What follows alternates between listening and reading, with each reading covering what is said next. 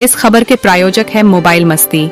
अब स्मार्टफोन खरीदना हुआ और भी आसान, बिना ब्याज के आसान किस्तों पर मोबाइल नंबर 9928587182 और आहार कार्ट एप्लीकेशन अपने मनपसंद की खाने की चीजें मंगवाए घर बैठे। प्ले स्टोर से डाउनलोड करें आहार कार्ट एप्लीकेशन।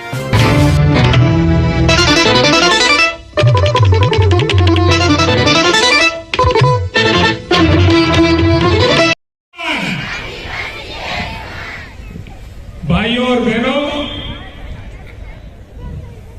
आज हम विश्व आदिवासी दिवस मना रहे हैं और ये 9 अगस्त का दिन है। वो यूएन ने जिस तरह से अत्याचार हो रहे हैं, अन्याय हो रहा है, ये पूरा षड्यंत्र पूर्वक हो रहा है। और ये देश में जो कर रहे हैं वो हुक्मरान जो नरेंद्र मोदी और जो अमित शाह जो गृह मंत्री है, वो मिल करके इस देश में ये हमारे आदिवासियों को मेहनत कर एसटी, एससी, ओबीसी और माइनॉरिटी को इनको खत्म करने का षड्यंत्रपूर्वक इनको अत्याचार और न्याय करने के लिए उनके ऊपर षड्यंत्र चल रहा है। और हमने देखा पूरे देश के अंदर मणिपुर की जो घटना को लेके हमारी बहनों के ऊपर जो नंगे करके घुमाया गया, जुलूस निकाला गया और वो ऐसी जगह हाथ लगा रहे थे। बड़ी शर्मनाक बात है, बात करते हुए हमको रोना आता है, लेकिन देश के हुक्मरान आज तक एक शब्द नहीं बोला और 3 महीने हो गए। तो मैं कहना चाहता हूं, नरेंद्र मोदी और अमित शाह तो गूंगे बन गए हैं, बहरे बन गए हैं, उनको सत्ता पे बने रहने का कोई हक नहीं है। लेकिन इस देश की जो राष्ट्रपति है द्रौपदी मुर्मू और जो राज्यपाल है, वो जो अत्याचार और न्याय हो रहा है वो क्यों देख रहे हैं? क्यों मणिपुर सरकार को बर्खास्त नहीं किया?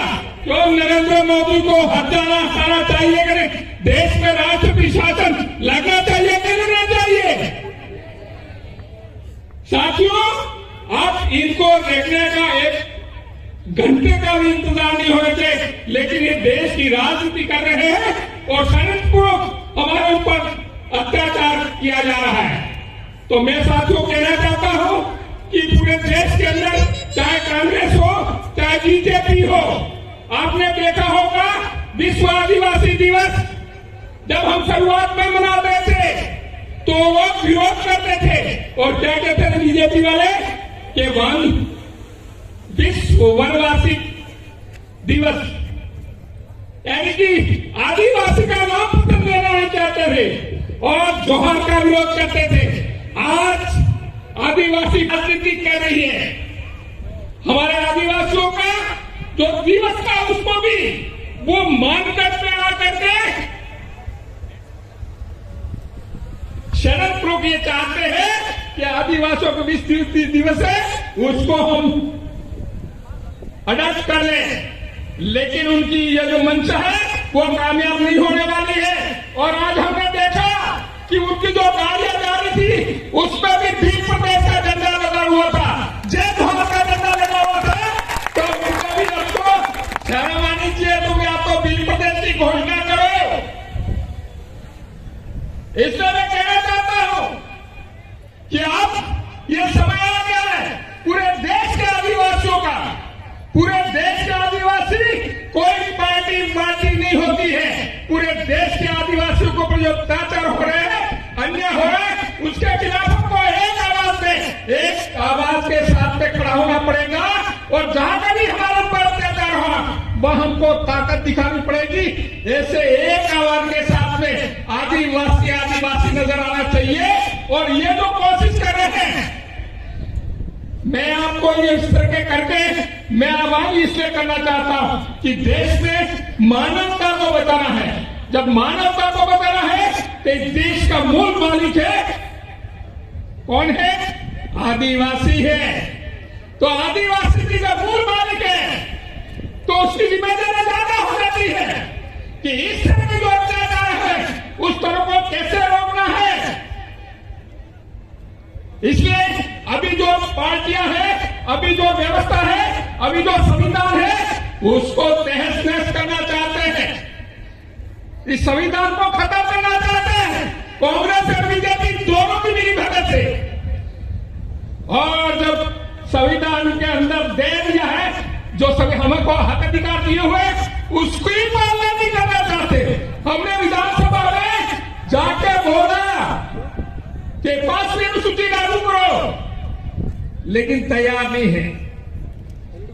आदिवासी सरकार विषय है, उसके अंदर मुख्यमंत्री अध्यक्ष बना हुआ बैठा है। और वो मुख्यमंत्री, हमने पूछा कि अध्यक्ष तो आदिवासी को बनाओ, आप कैसे बने हुए हो, आपको छोड़ देना चाहिए। तो क्या बोलते, मैं अध्यक्ष हूं क्या?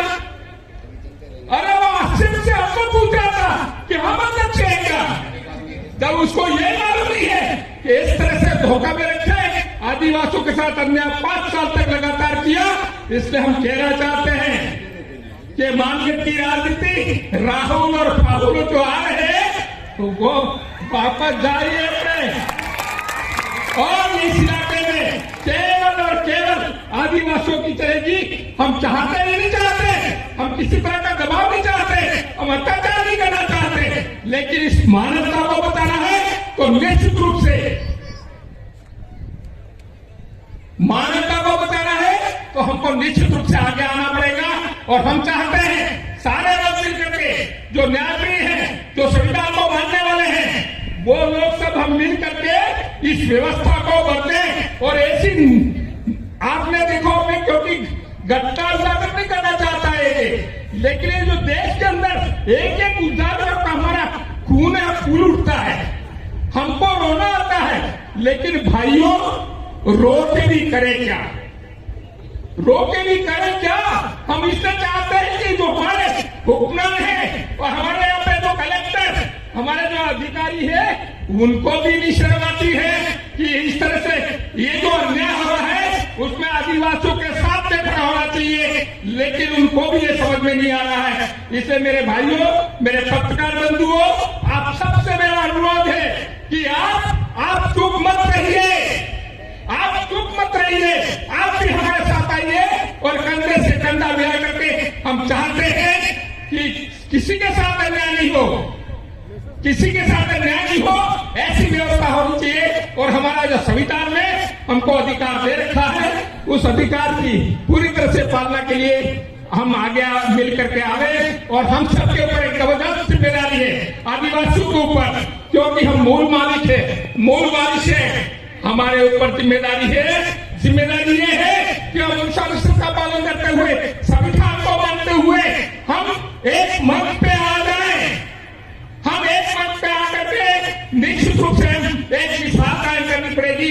और मेरे भाइयों, में आप सबसे विनती करता हूं, निवेदन करता हूं कि आप इस मंच के माध्यम से अब हमारे पास में, अब हमको जो मार रहे हैं उस मार रहे हैं, तो अब दूसरा चारा नहीं है। इसलिए वो एक हो जाइए और किंतु परंतु नहीं करके केवल और केवल हमको संगठित होकर संघर्ष करना है। यही बात करके मेरी बात खत्म करता हूँ। जय जोहार, धन्यवाद। एक बार नारा बोल देता हूँ मैं, जय जोहार का नारा है। Sagwara live news. जी हाँ, लेटेस्ट खबर पाने के लिए चैनल को सब्सक्राइब कीजिए, वीडियो को लाइक कीजिए और शेयर कीजिए। धन्यवाद।